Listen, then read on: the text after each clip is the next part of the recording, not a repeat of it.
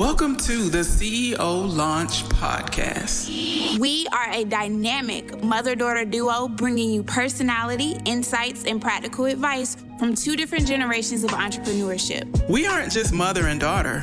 We are also best friends and business partners. I've watched my mom help thousands of entrepreneurs start the businesses of their dreams, including me. And now it's your turn. Hey, welcome back, CEO Launch family. Back. Yes, we missed y'all. Hope you missed us too. And I know in our last episode, we said we were taking a short break and we'd be back in a couple of months, and a couple of months turned into a whole year. Well, we're going to tell you why in a second, because 2021 was it was something. It was crazy. Yeah. It was a very crazy year. So we definitely told y'all that we were going to be back in February. And to a certain extent, we were not fibbing. We told the truth because we were back in February of 2022. Right. So we just had the years wrong, right? But one of the reasons why, there are several reasons why, but our story time today kind of just talks about how 2021 started off for both of us and just how it shifted the way that we thought the whole year was going to go. So both of us are in business.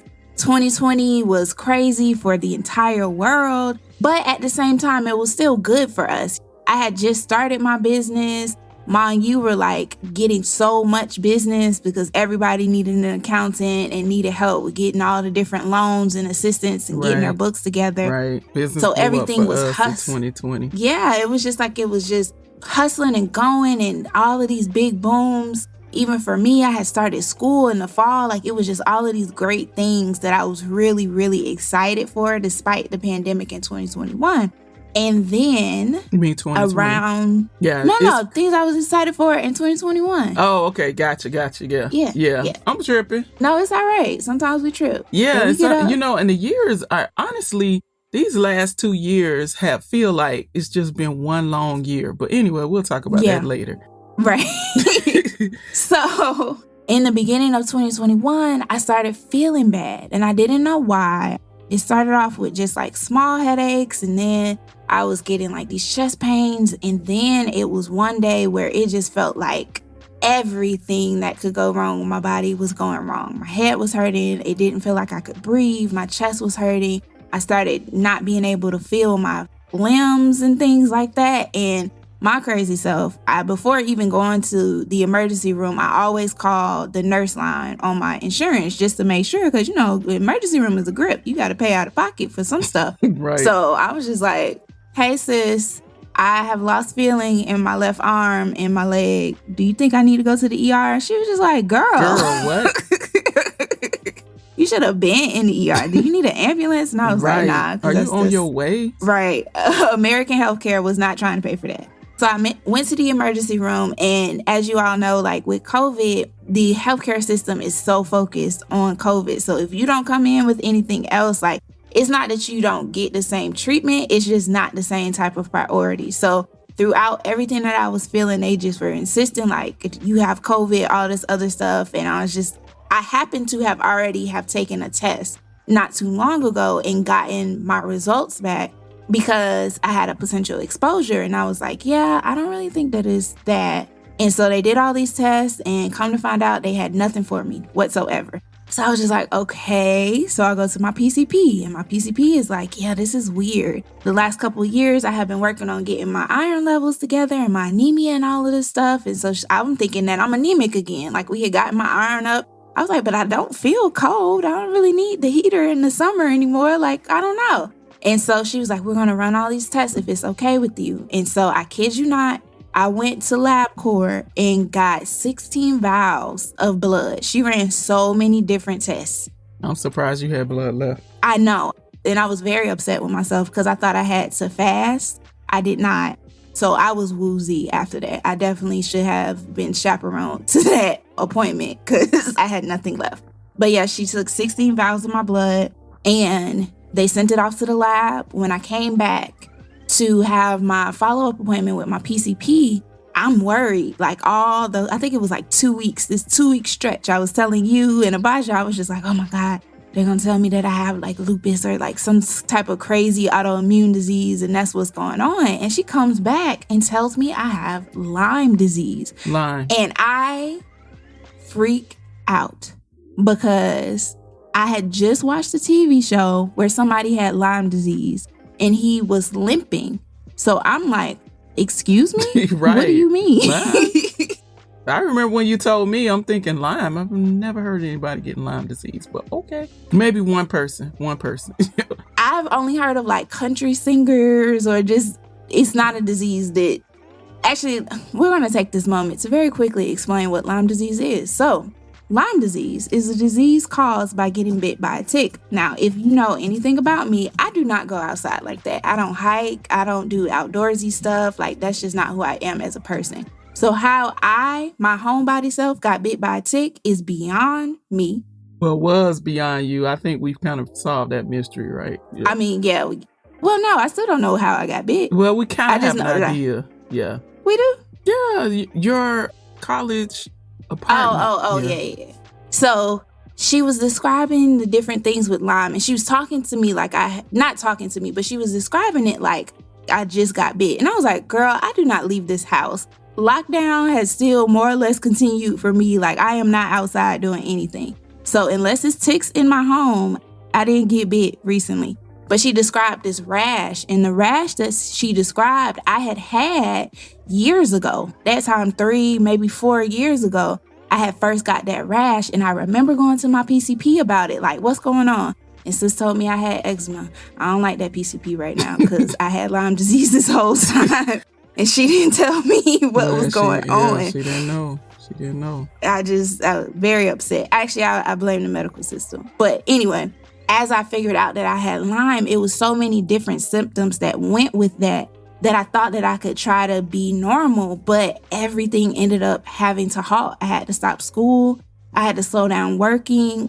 And throughout the course of the year, I had to take several breaks because I would feel better and then I feel really bad again. And I feel better and I feel really bad again. But the craziest thing about it was in this year where I took all of these breaks, where I stopped doing so much stuff, where I slowed things down, I ended up making more money in my business this year than I had throughout the first year where I was in it every single day and doing all of this stuff. And so it was just so interesting to me that I had to learn this lesson of working nonstop does not necessarily equate to profit. Yeah, so I always say that being busy and being productive, they're not the same thing.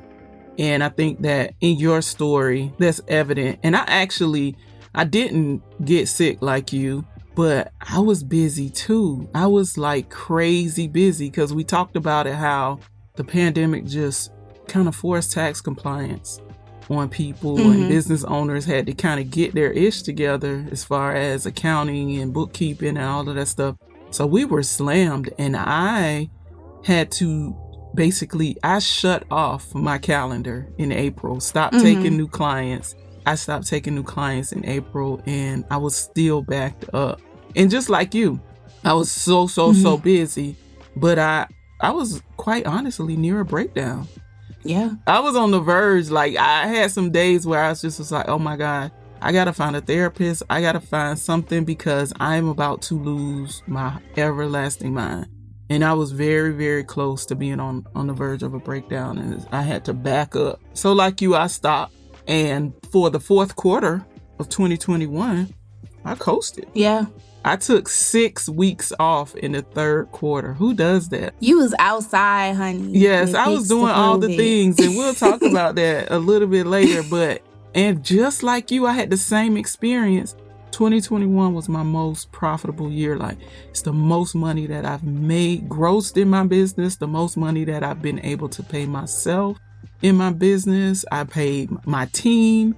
Like, everybody was winning who was on my team in 2021. So the big lesson that we learned, like Kenya said, is so important to take breaks. So much so that I've already outlined out the calendar for 2022.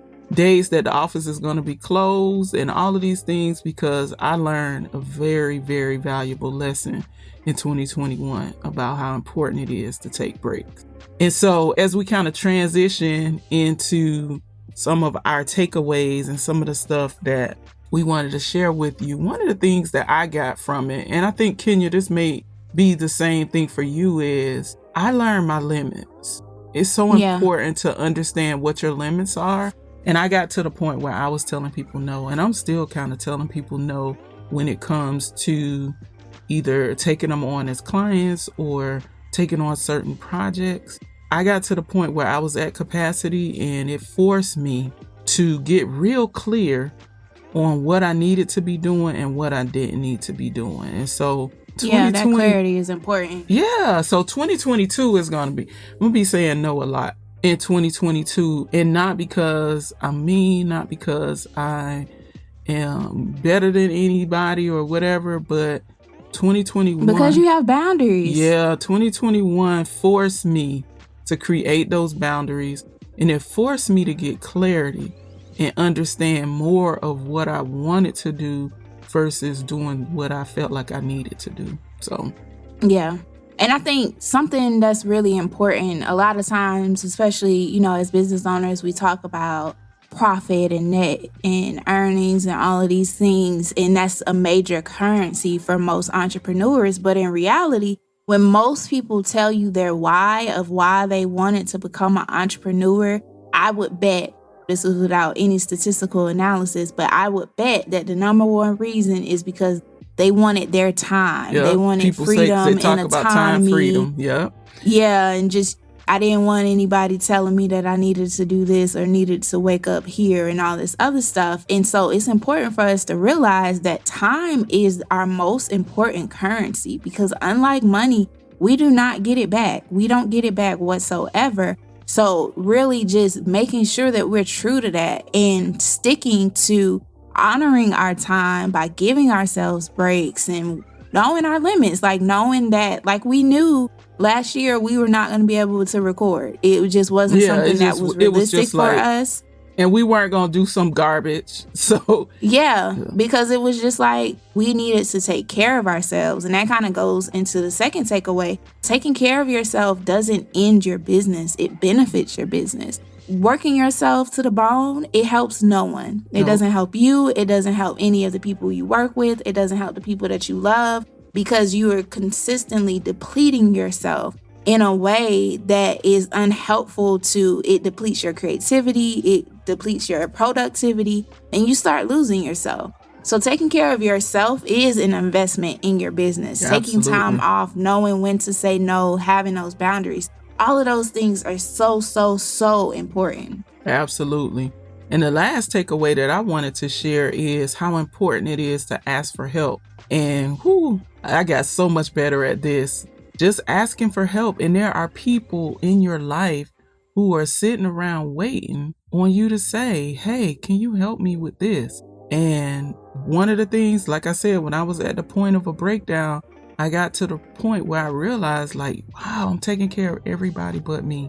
And I need to start asking other people to help me, because I have people in my life who would love to be able to do something for me. And so asking for help is something that can actually save your life. So those are our 3 takeaways from today. Again, we're so excited to be back. And yeah, we're going to wrap this thing up. We wanted to tell you guys, hey, don't forget to follow us on social media. We've been dormant. We know we're coming back, right? So our social media is about to be popping. So follow us at the CEO Launch. We're on Facebook, Instagram, Twitter, and LinkedIn. And join our Facebook group, the Efficient CEO Movement. We'd love for you to be there and continue the conversation. Right. And next week, we're going to be talking about how starting over is not the same as quitting. So tune in. We're back to giving you weekly content, weekly podcasts. And don't forget to take off. This is a Clearwood production.